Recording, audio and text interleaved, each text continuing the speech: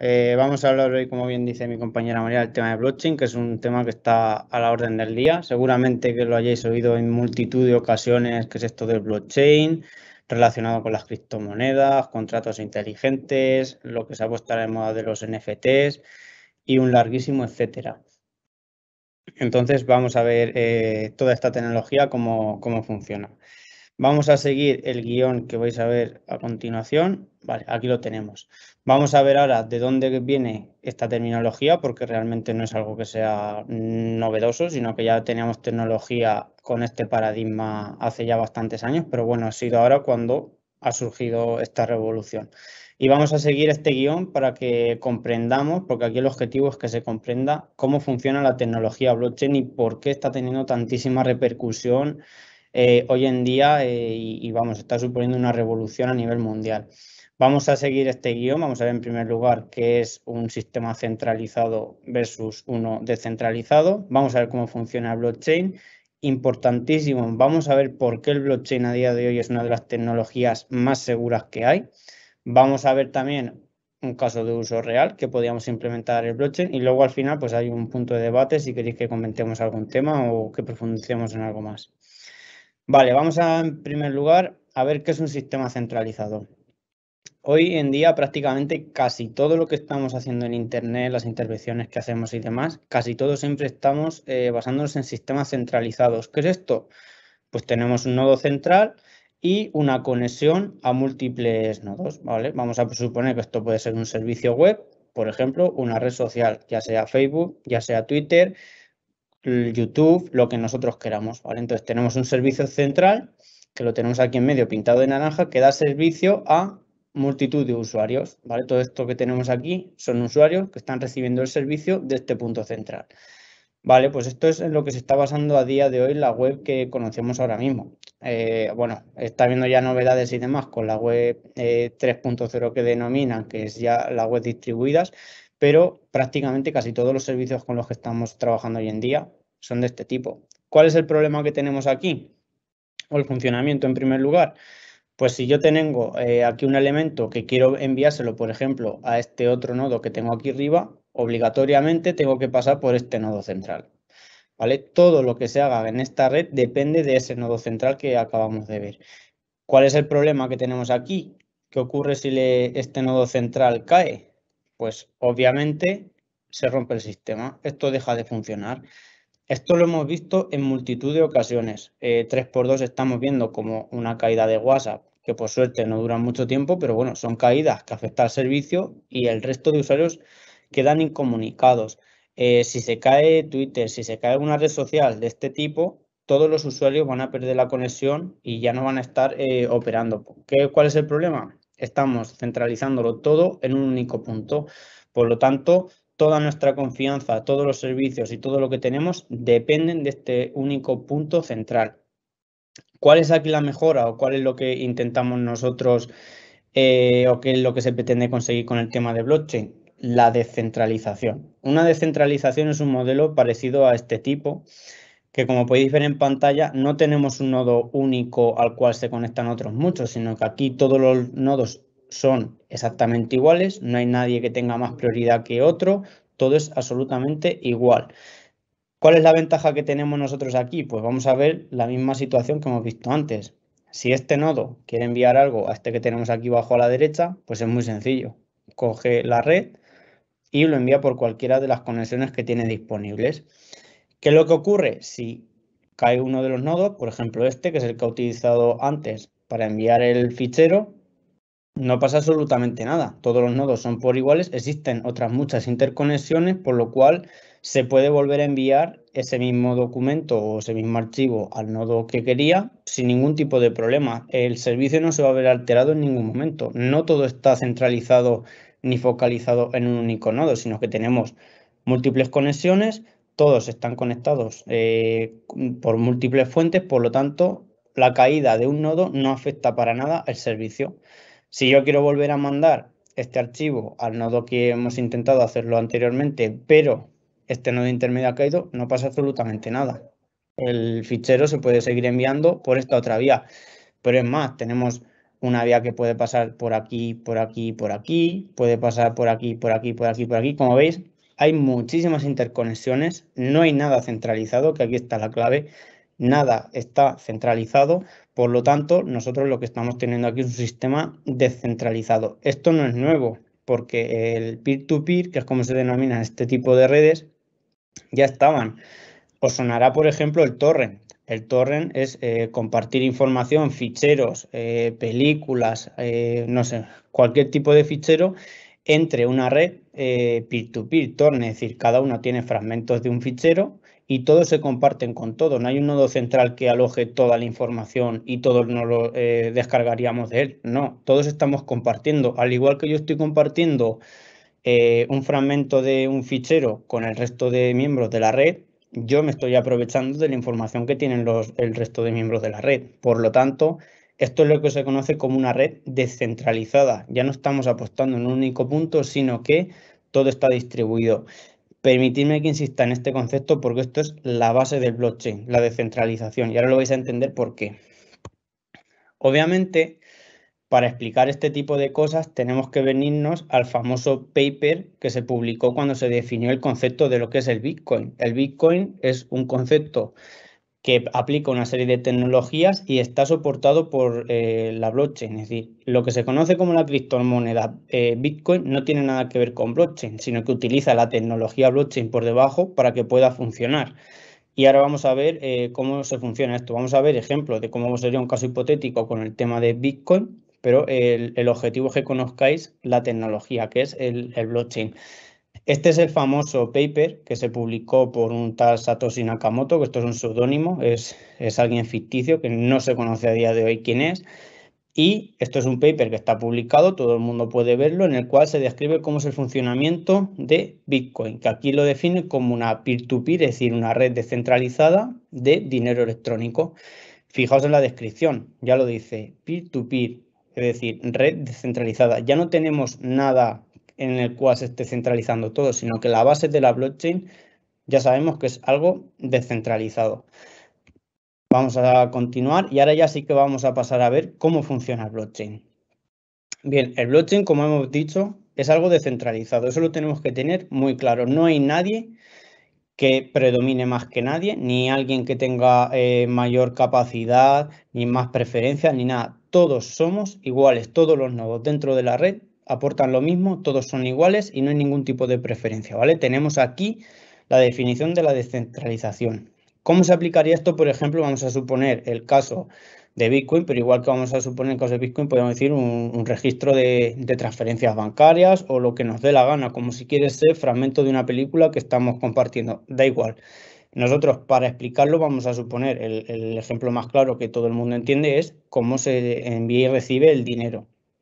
Vamos a suponer que tenemos un listado de transacciones bancarias, ¿vale? Pues aquí tenemos que Alice envía a Roberto 20 euros, Bob envía a Alice 30 euros, ¿vale? Y esto es un listado de transferencias bancarias inmenso, ¿vale? Tenemos por aquí arriba transacciones antiguas y por aquí abajo, pues bueno, hay muchas más, podemos decir miles de millones de transacciones.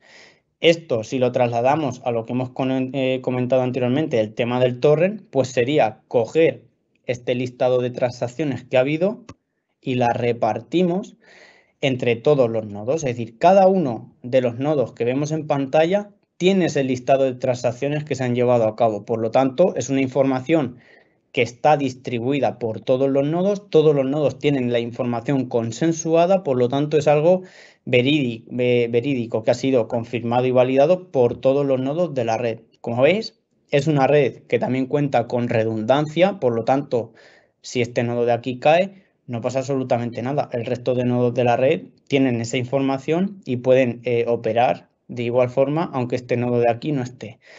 Esto es lo que sería la definición de cómo se distribuye la información entre los diferentes nodos. Y esto es la base fundamental, ¿vale? Todo siempre aquí en este caso está distribuido. Bien, vamos a ver qué pasa, cómo sería el funcionamiento de este tipo de redes. Pues vamos a suponer que vamos a realizar una serie de transferencias bancarias. Y aquí va a surgir el primero de los problemas, ¿vale? Vamos a suponer que en este nodo A quiere enviar a B 10 euros, ¿vale? Y eso se lo comunica a este nodo, pero como hemos visto que la información debe estar sincronizada por todos los nodos, este nodo de aquí, que es el que ha recibido el envío o la transferencia de A a B, ¿qué tiene que hacer? Comunicarlo al resto de nodos. ¿Por qué? Porque todos los nodos tienen que tener la misma información. Si en uno de los nodos se comunica que A quiere hacer a B una transferencia de 10 euros, todos los nodos deben de estar comunicados con lo mismo. Pero claro, como aquí hemos dicho que ningún nodo es más que nadie, por ejemplo, este nodo de aquí arriba también puede comunicar, oye, que C quiere enviar a 50 euros. Obviamente, pues también se lo va a comunicar al resto de nodos de la red. Al igual que otro tercer nodo puede decir, oye, que A va a enviar a D otros 30 euros. ¿Vale? Pues debe de comunicarse a todos los miembros de la red. Y aquí surge el principal problema.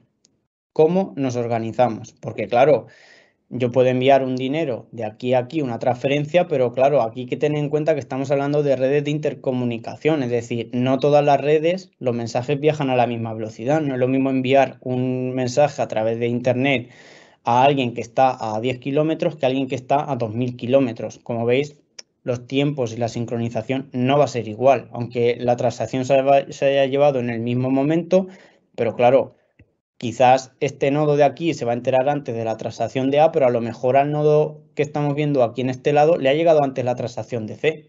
Entonces, ¿cómo nos sincronizamos? ¿Cómo solucionamos este problema? Esto es un problema que en informática es muy costoso de solucionar, pero ahora vamos a ver cómo se ha puesto solución con la blockchain.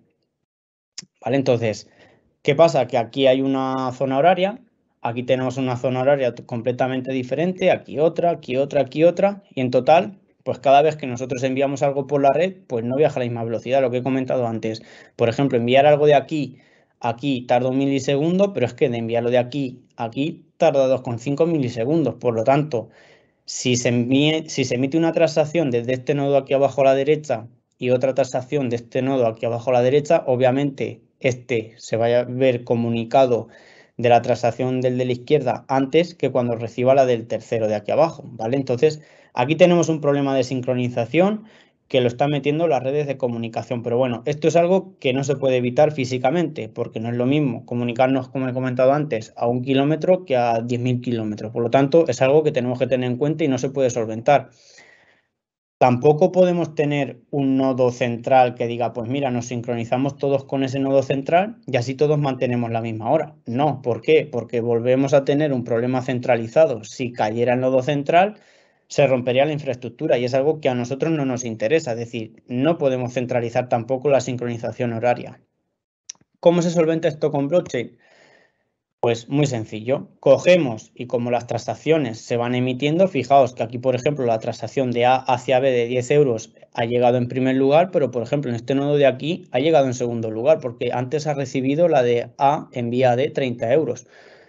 ¿Cómo se soluciona esto en blockchain? Fijaos lo que se hace, es agrupar las transacciones cada uno de sus nodos, ¿vale? Cogemos una serie de transacciones y las agrupamos. Y aquí viene el primer concepto de blockchain y es el concepto de bloque, ¿vale? Aquí ya estamos, vamos a ver cómo vamos a ir encajando los diferentes conceptos hasta que entendamos cómo funciona la tecnología. Entonces, aquí se van emitiendo una serie de transacciones de un sitio para otro, no están ordenadas de forma temporal ni mucho menos, sino que cada uno de los nodos, cuando recibe un número determinado de transacciones, las conforma en un bloque, ¿vale? Esto es lo que estamos viendo aquí en un bloque. Entonces, ahora sí que sí, tenemos todas las transacciones que aunque no están ordenadas cronológicamente, pero bueno, sí están agrupadas. Y ahora viene una duda, ¿con cuál bloque nos quedamos? Da lo mismo que cojamos un bloque, da lo mismo que cojamos otro, porque claro, no podemos coger dos bloques iguales, porque entonces, por ejemplo, A a B enviaría dos veces el dinero de A a B. Por ejemplo, aquí tenemos esa transacción, aquí también la tenemos, y aquí, y aquí, y aquí, porque se deriva a todos los nodos de la red. ¿Cómo lo hacemos para quedarnos con el bloque correcto? Pues muy sencillo. Para ello nos tenemos que venir ya al funcionamiento de cómo se van añadiendo los bloques uno tras otro a medida que se van conformando las transacciones. Por ejemplo, el nodo azul dice, oye, yo tengo una transacción, ¿vale? El amarillo dice, oye, yo tengo otra transacción. El naranja dice, oye, yo tengo otra transacción. Y aquí sí surgen una serie de preguntas que ahora lo vamos a solucionar.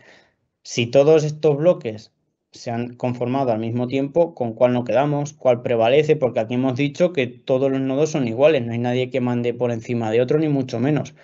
¿Cómo ponemos solución a este tema?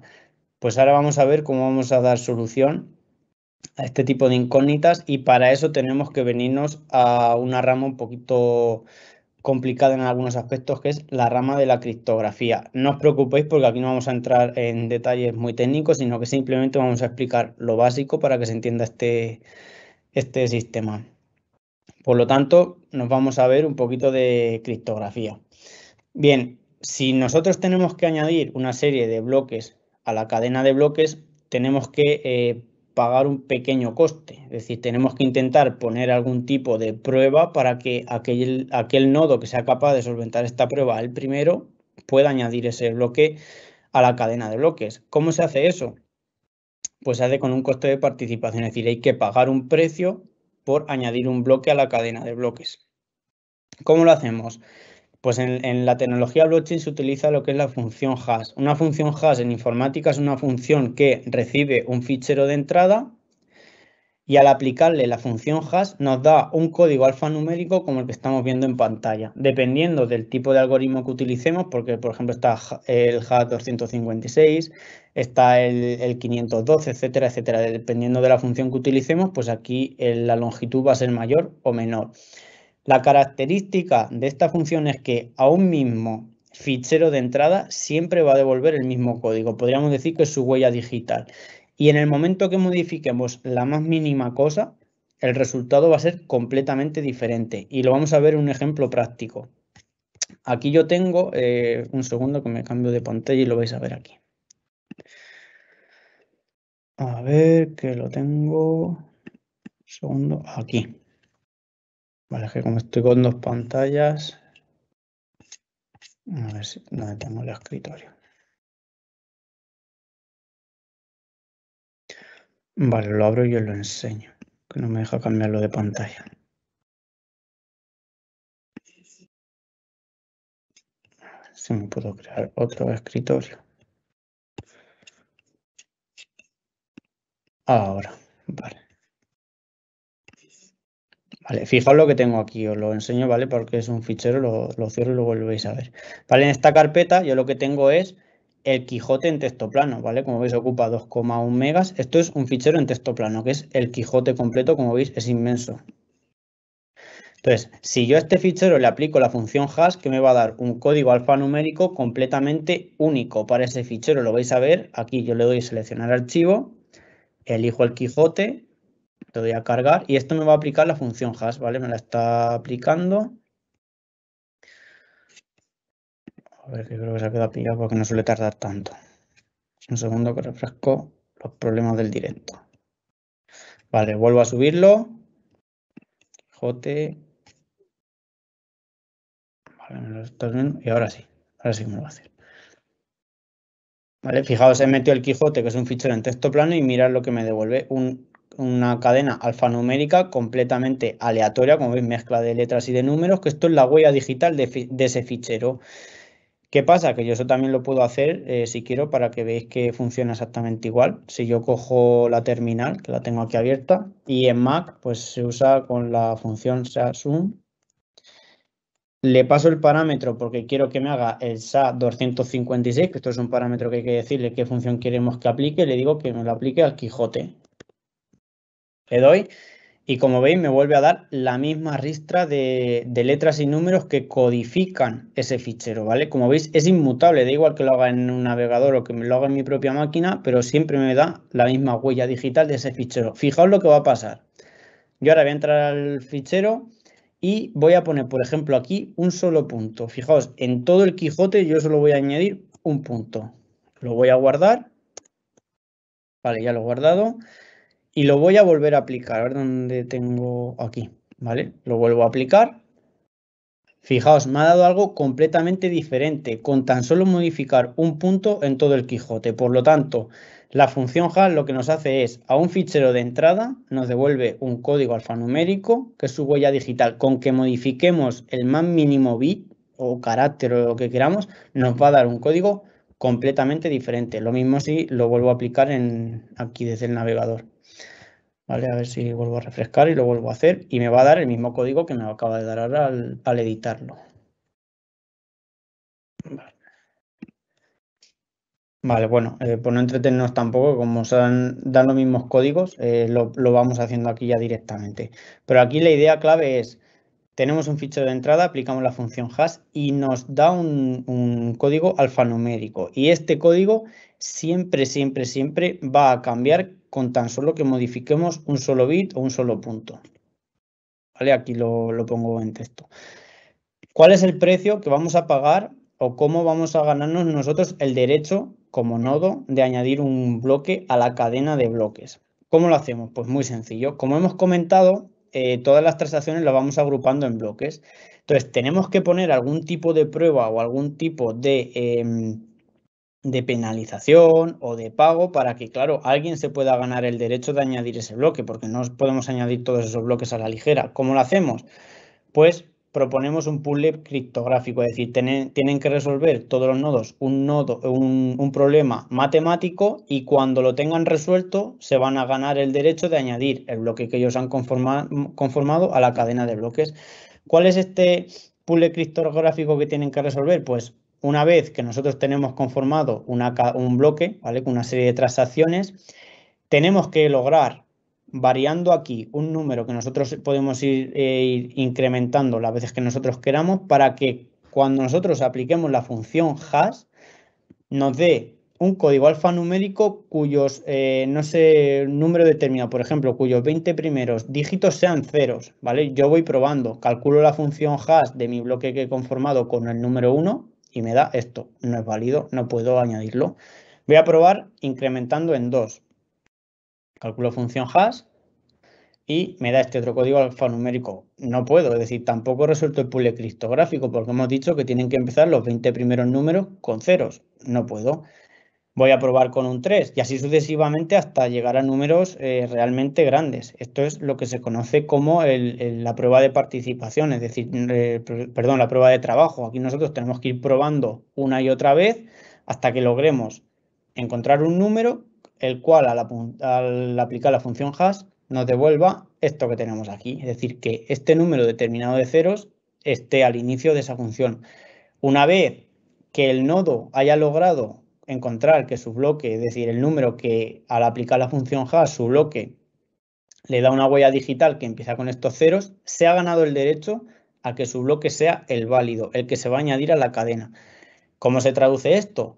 Pues aquí tenemos 3 nodos y aquí tenemos la cadena. Entonces, este ha encontrado un bloque, este también ha encontrado un bloque y este también ha encontrado un bloque. ¿Cuál se va a agregar a la cadena? Pues el primero que al aplicar la función hash encuentre con el factor este que hemos comentado de que hay que ir variándolo para que encontrar que la función hash empiece con los 20 ceros.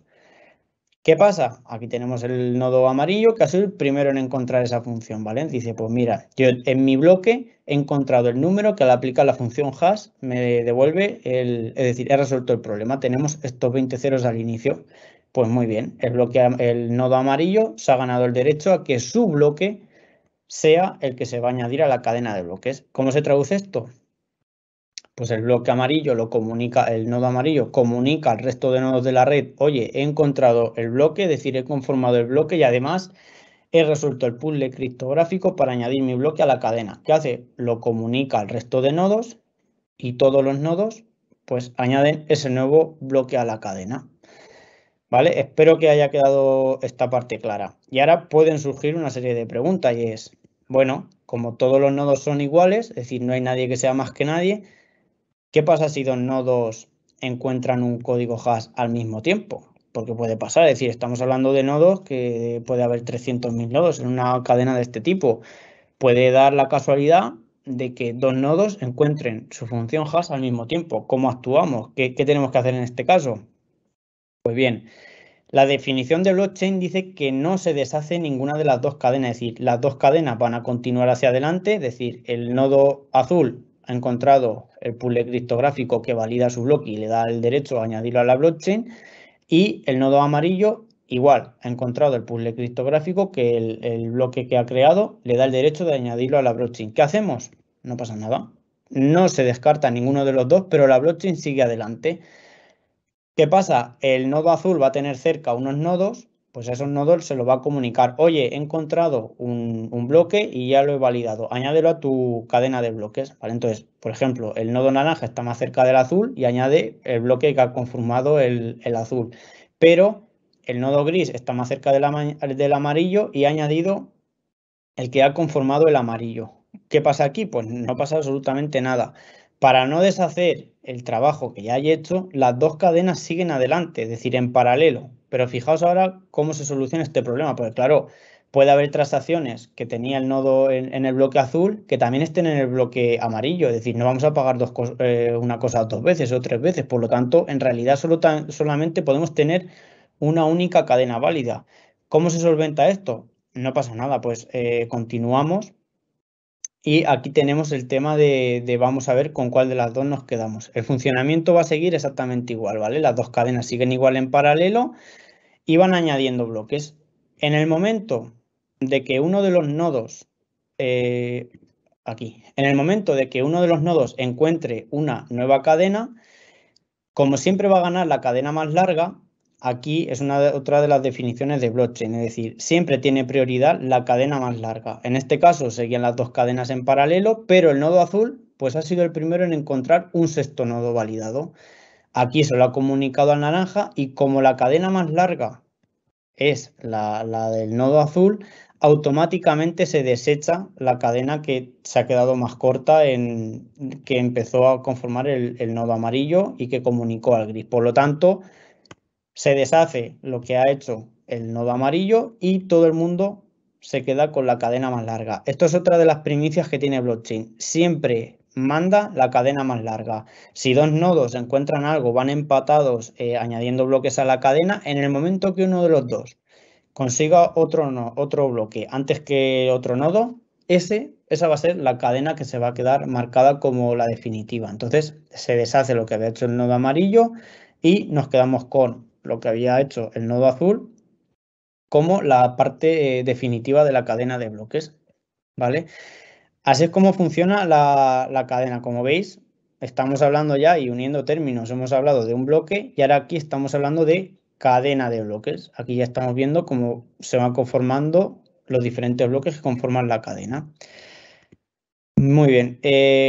¿Qué reciben? Porque claro, hemos comentado que hay un trabajo computacional, es decir, resolver ese puzzle criptográfico que te da la oportunidad de añadir ese bloque a la cadena, tiene un coste. Es decir, hay que estar con un ordenador probando con una gran cantidad de números hasta encontrar ese número que al aplicar la función hash nos da una codificación que empieza por ceros. ¿Qué pasa? Es decir, esto obviamente tiene un coste computacional. ¿Cómo podemos compensar a esa gente que no lo hace de forma altruista? Es decir, aquí todo el mundo pues, tiene que cooperar y quien aporta a la tecnología pues tiene que recibir algún tipo de recompensa. ¿Cómo se hace? Pues el nodo que sea capaz de encontrar ese número cuya codificación con la función hash empieza por ceros, le dan el derecho a añadir una dirección para cual recibir su recompensa por haber conseguido calcular esa función hash. Y esto es lo que se denomina, que estoy así que seguramente os va a sonar, minado. Esto es lo que es minar un bloque. Por lo tanto, cuando vemos en la noticia la minería de criptomonedas, ese tipo de cosas, es esto. Tienen multitud y multitud de ordenadores conformando bloques y calculando la función hash de estos diferentes bloques hasta que resuelven el puzzle criptográfico, es decir, encuentran el número, el cual al aplicar la función hash al bloque completo, pues le da la codificación empezando por los 20 primeros ceros que he comentado. Y esto es lo que se denomina la minería. Por lo tanto, un bloque, cuando tenemos un nodo que ha minado un bloque, ese minero recibe una recompensa, que en este caso, pues aquí él pondrá cuál es su dirección o su billetera y automáticamente el sistema, esto sí que no pasa por nadie, automáticamente el sistema de la blockchain, por cómo está programado, se encarga de dar la recompensa. Y lo vamos a ver ahora mismo en caso real, en el ejemplo de Bitcoin. Vais a ver cómo esto es completamente público y está accesible a todo el mundo. Vamos a ver la cadena de bloques, ¿vale? Esto es la cadena de bloques de blockchain. Desde que se comenzó blockchain está conformado por 700.000 738.004 bloques. Es que tengo la pantalla un poco largo. ¿Vale? Entonces, a día de hoy tenemos 738.004 bloques minados de blockchain. Como veis, todos los bloques están con su función hash, que podemos ver cada uno de estos bloques. Como veis, todos empiezan por esa ristra de ceros que he comentado anteriormente, porque esto es la función hash que validó este bloque y permitió añadirlo a la cadena. Y esto es un bloque, esto es en realidad un bloque del famoso Bitcoin que está tan a la orden del día. Entonces tenemos aquí su función hash y tenemos que este bloque, a ver si lo veo, las transacciones que tiene. A ver, aquí las tenemos.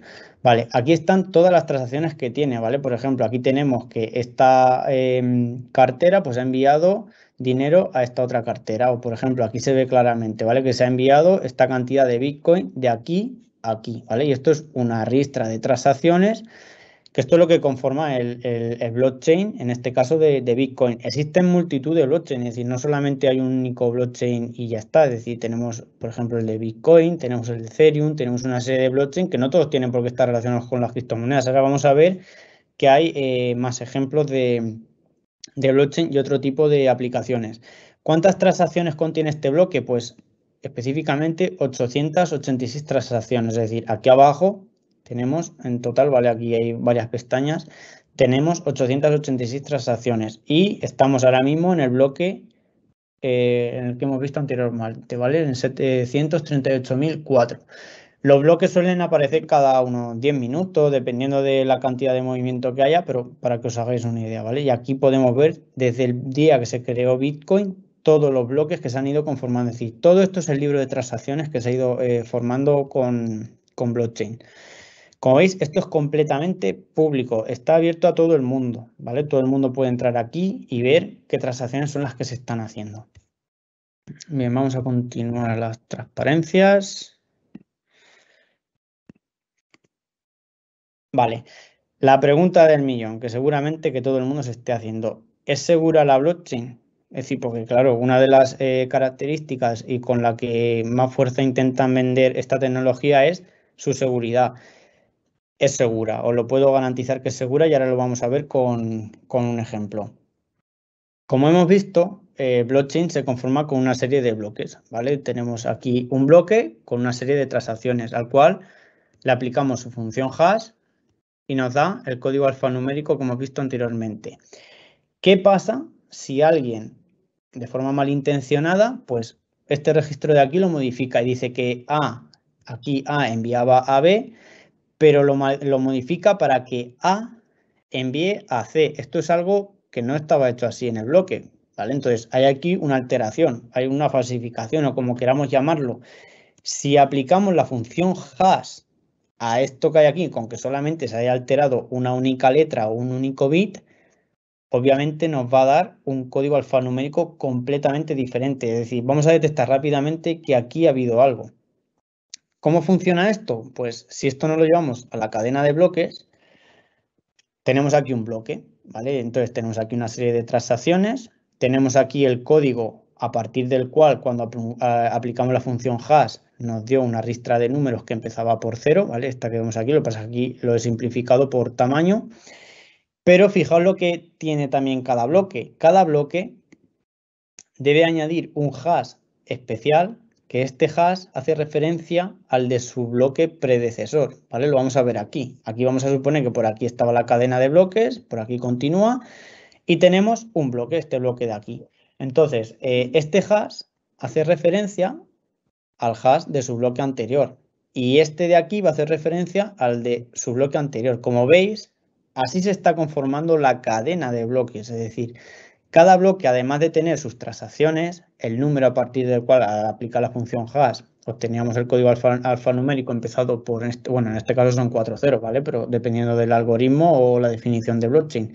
Además de eso que tiene el hash de su bloque anterior, y esto se aplica sucesivamente a toda la cadena de bloques, ¿vale? Fijaos porque este concepto es importante y vais a ver por qué esto es inmutable, es decir, esto a día de hoy es imposible modificarlo una vez que ya está escrito en la blockchain.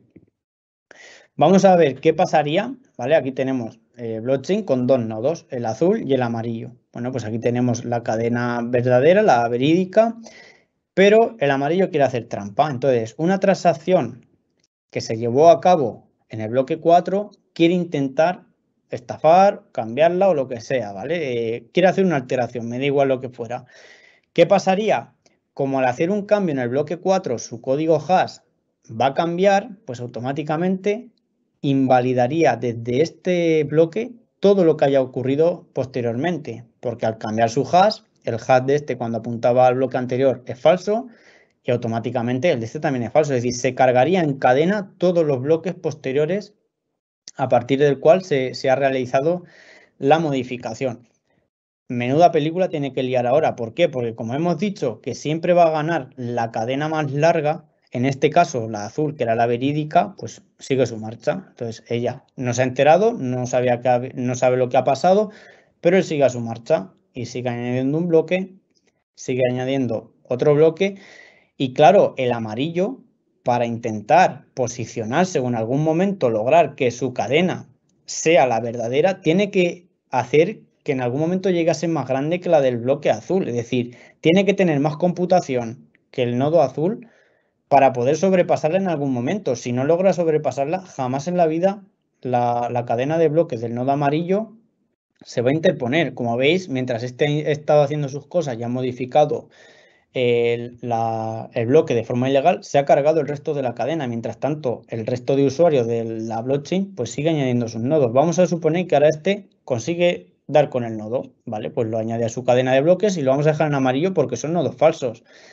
Pero este sigue su camino, este sigue su camino y por eso se dice que la cadena a día de hoy, ¿vale? No hay tecnología que pueda romper una blockchain porque a día de hoy es imposible competir contra la gran capacidad de computación que tiene el resto de nodos de la red, porque un solo nodo intente vulnerar la blockchain sería incapaz porque no tendría capacidad computacional para sobrepasar al resto de usuarios de la red. Son, vamos, por goleadas son mayoría. Por lo tanto, jamás en la vida podría llegar un nodo falsificador a interponer su propia blockchain con las modificaciones que le hubiera puesto, porque no ganaría por poder computacional al resto de la comunidad y siempre va a predominar la cadena más larga. Por lo tanto, esto no llegaría a ningún caso.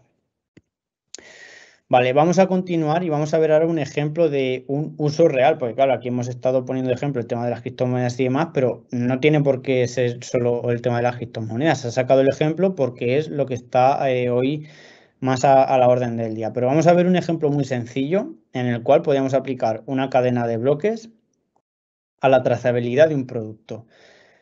Vamos a suponer que nosotros somos vendedores de huevos y queremos demostrar a todos nuestros clientes que nuestros huevos cumplen con unas estrictas medidas de seguridad y garantías de calidad. Y por lo tanto vamos a poner de forma pública cuál es la trazabilidad que ha llevado desde que se elabora el pienso hasta que se materializa en los huevos que nosotros consumimos. ¿Cómo hacemos esto? Pues dotaríamos de sensores, por ejemplo, a la máquina que está sembrando, a la sulfatadora para identificar qué tipo de sulfatos se están realizando, a la máquina que lo cosecha, al transporte para garantizar que se cumplen ciertas medidas de idoneidad del transporte, incluso a las gallinas para contabilizar pues, que tienen el grado de humedad, que están alimentadas correctamente. Es decir, vamos a dotar todo de sensores. Por lo tanto, cuando se lleva a cabo la época de la siembra, pues vamos a escribir en una blockchain el tipo de semilla que hemos utilizado. ¿Vale? Si la semilla cubre un rango de seguridad o de calidad que nosotros hemos definido para poder dotar a nuestro huevo de la máxima calidad, lo escribimos en una blockchain. Posteriormente, cuando llegue el periodo de sulfatar, pues vamos a identificar que solamente sulfatamos con productos que son habilitados para la calidad de nuestros huevos. Por ejemplo, vamos a determinar que podemos sulfatar con un producto X. Pues nosotros lo escribimos en la blockchain que este bancal en concreto ha sido sulfatado con el producto que nosotros habilitamos. Todo esto lo vamos escribiendo en la blockchain. Luego llega la época de siega. Entonces, cuando nosotros llegamos a la época de siega, decidimos que las siegas se tiene que realizar con unas condiciones meteorológicas determinadas. No sé, me lo estoy inventando, ¿vale? Pues en esas condiciones, cuando se den esas condiciones, nosotros en el momento de la siega indicamos que en el campo determinado X pues estamos segando con las condiciones determinadas y lo volvemos a añadir a la blockchain. Una vez que está segado hay que transportar todo ese alimento que estamos cosechando para las gallinas y vamos a garantizar también que el transporte es adecuado, es decir, que estamos cumpliendo las medidas sanitarias y de seguridad para que el transporte se lleve a cabo de la mejor forma posible y no se vea alterado. Pues nada, volvemos a escribir en la blockchain todo, es decir, todas las métricas, el grado de humedad, de dónde proviene, el tipo de sulfato que estamos echando, absolutamente todo lo vamos escribiendo en la blockchain. Luego, la situación en la que se encuentran las gallinas, si están sueltas, medimos también la temperatura en la que están, vamos midiendo también la humedad, etcétera, etcétera. Y toda esta información la vamos escribiendo en la blockchain. Recordar que todo lo que se escribe en la blockchain no se puede alterar. Esto ya queda perdurado y no se puede modificar. Y finalmente, pues nosotros cuando recibimos nuestros productos, es decir, en este caso son nuestros huevos, lo volvemos a escribir en la blockchain pues, para identificar el huevo que es. Y nosotros, como usuarios, podremos verificar que realmente los huevos cumplen con la calidad con la que se nos han vendido. ¿Por qué? Porque vamos a poder comprobar todos los procesos que han ido sucediendo desde que se siembra el grano para las gallinas hasta que se recolecta. ¿Cómo lo hacemos? Pues un usuario, es decir, una persona, dice, bueno, yo he comprado los huevos identificados de esta forma, que está en este bloque de la blockchain. Como todo está entrelazado, estos huevos tendrán referencia de quiénes son las gallinas que los han puesto y estará aquí identificado. Esto es inalterable. Las gallinas estarán identificadas con el tipo de alimento que han recibido, que fue transportada por este camión. Podemos verificar que fueron transportadas con las medidas de higiene correctas. Más atrás, un bloque más atrás, podemos comprobar que efectivamente el grano que transportaba este camión fue cosechado bajo las medidas de seguridad oportunas y podemos ir hacia atrás en la cadena de bloques para ir comprobando absolutamente todos y cada uno de los ítems por los que ha pasado desde que se empezó a sembrar hasta que eso se ha materializado en un producto de venta en un supermercado y nosotros aquí tenemos toda la trazabilidad, ¿vale? Es decir, podemos ir comprobándolo que todo lo que el vendedor nos ha dicho es correcto. Y esto es un ejemplo de cómo se puede aplicar una blockchain en un caso que no es, por ejemplo, tema de criptomonedas. Y en este caso, pues aquí lo estamos viendo. Es decir, es algo completamente público, porque esto lo puede comprobar cualquiera. Habéis visto que nosotros hemos entrado a la blockchain de Bitcoin, igual que podemos entrar a otras muchas blockchain que están públicas, no solo tienen por qué ser de criptomonedas. Hay, por ejemplo, una de Azure que es de tema de Machine Learning. Entonces, la blockchain lo que contiene son algoritmos de Machine Learning que está manteniendo una comunidad, ¿vale? Lo que hay que tener en cuenta es que todo lo que nosotros escribimos en la blockchain es inalterable, por lo que hemos visto anteriormente. Todo lo que escribamos no se puede modificar. Por lo tanto, esto es un ejemplo de una herramienta muy potente para garantizar temas de calidad, para ofrecer ciertas garantías. Y con esto terminamos. No sé si hay dudas, que por eso había puesto la sección de dudas. Hola, Fran, muchísimas gracias por la presentación y por la explicación. La verdad es que ha estado súper interesante y yo creo que a todos nos has acercado mucho más a esta tecnología. Sí que tenemos preguntas en el chat, te las voy leyendo. Si la blockchain es tan segura, ¿cómo es posible que se hayan cometido estafas con las criptomonedas? A ver, la blockchain en realidad es segura, es decir, no hay forma de que podamos modificar cómo funciona la tecnología, pero claro, alguien que tiene criptomonedas se valida en la blockchain con un usuario y una contraseña, es parecido, ¿vale? Utilizan otros mecanismos de autenticación, pero aquí la seguridad ya recae en el usuario, es decir, de que sus datos de acceso no caigan en manos de un tercero. Pasa igual, por ejemplo, con nuestros datos bancarios. Todo el mundo hoy en día entra a su banca digital, es decir, coge un navegador y entra a su banco y ve lo que tiene. El banco es seguro, pero claro, si tu usuario y tu contraseña la dejas apuntada encima de una mesa y alguien la coge, pues no es seguro. Es decir, la seguridad del banco es buena. Quien ha bajado la guardia ha sido el propio usuario. Es decir, aquí lo que no va a franquear nunca va a ser la tecnología. Pero claro, el usuario tiene que salvaguardar muy bien sus claves de acceso. Entonces, los casos que se han dado de este tipo de fraudes es porque alguien ha accedido a las claves de acceso de los usuarios, no porque se haya logrado piratear o hackear la blockchain. ¿Cómo una pequeña empresa puede hacer uso de una blockchain si no tiene capacidad para desplegar muchos nodos? En este caso, es decir, es cierto de que hacer una blockchain de cero es prácticamente imposible porque la potencia de una blockchain está en la gran cantidad de nodos para conseguir de que un tercero no tenga más cómputo que la comunidad y así no pueda hacer fraude de forma malintencionada. Entonces, lo que se suele hacer en este tipo de casos es utilizar blockchain que ya están creadas. Es decir, por ejemplo, la más famosa de todas, en la cual se están apoyando casi todos los proyectos que salen hoy en día, es la de Ethereum. En Ethereum no es solamente para el tema de la criptomoneda propia de Ethereum, sino que nosotros podemos utilizar su propia blockchain para proyectos que nosotros queramos. Por ejemplo, el caso que he puesto de gallinas, si nosotros lo queríamos materializar para que esto se aplique en la vida real, podemos implementarlo directamente en la blockchain de Ethereum. Entonces, en la cadena de bloques de Ethereum, además de haber pues envío y recepción de criptomonedas de Ethereum, pues va a haber también este tipo de cosas, registros de la cosechadora, registros del transporte de la mercancía hasta que llega a las gallinas. Es decir, aquí lo que se suele hacer es utilizar ya blockchain creadas, como por ejemplo la de Ethereum, e implementar lo que nosotros queramos sobre ellas. ¿Cómo algo público puede ser confidencial al mismo tiempo? Sí, es público porque como habéis visto nosotros hemos entrado a la blockchain de Bitcoin, pero fijaos que aunque nosotros entremos a la blockchain de Bitcoin, vale, aquí lo tenemos, ¿vale? Vamos a coger una transacción.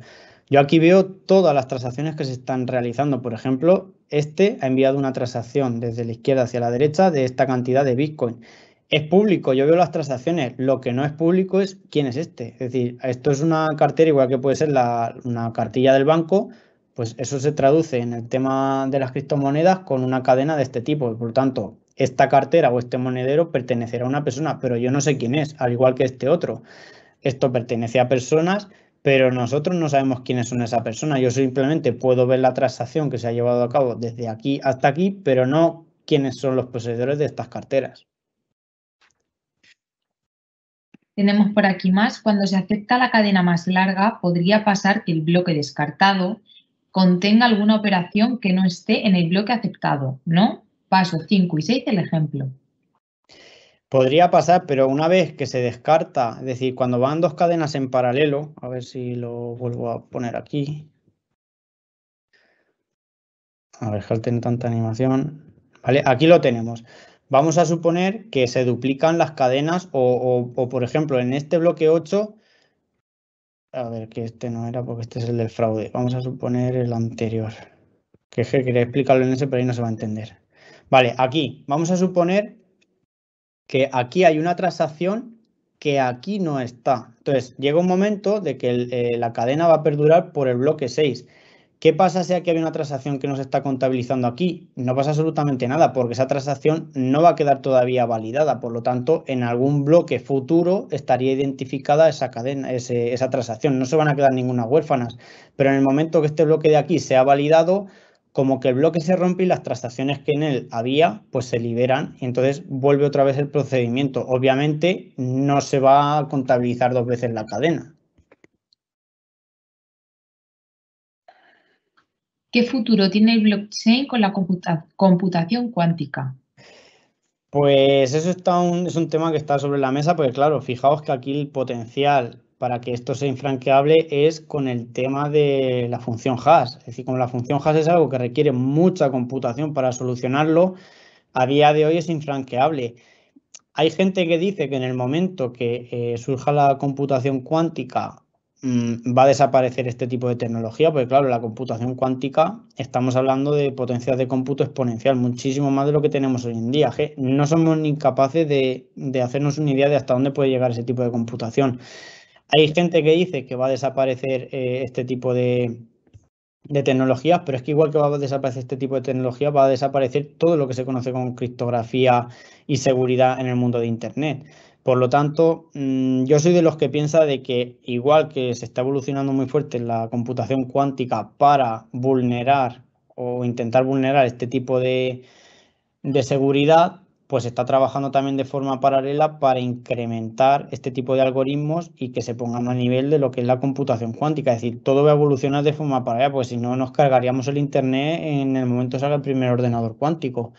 Lo que pasa es que siempre la noticia suele ser Es decir, lo más drástico casi siempre es lo que más vende. Por lo tanto, siempre suele decir de que cuando aparezca la computación cuántica, lo que conocemos hoy en día de seguridad en Internet, pues va a desaparecer. Pero sí, claro, si solamente lo miramos desde ese punto de vista, pues obviamente es cierto, porque por fuerza bruta, computación cuántica puede revelar absolutamente todo. Pero claro, de forma paralela, la criptografía también está evolucionando para elaborar algoritmos que le cueste también a la computación cuántica y otros muchos métodos de validación.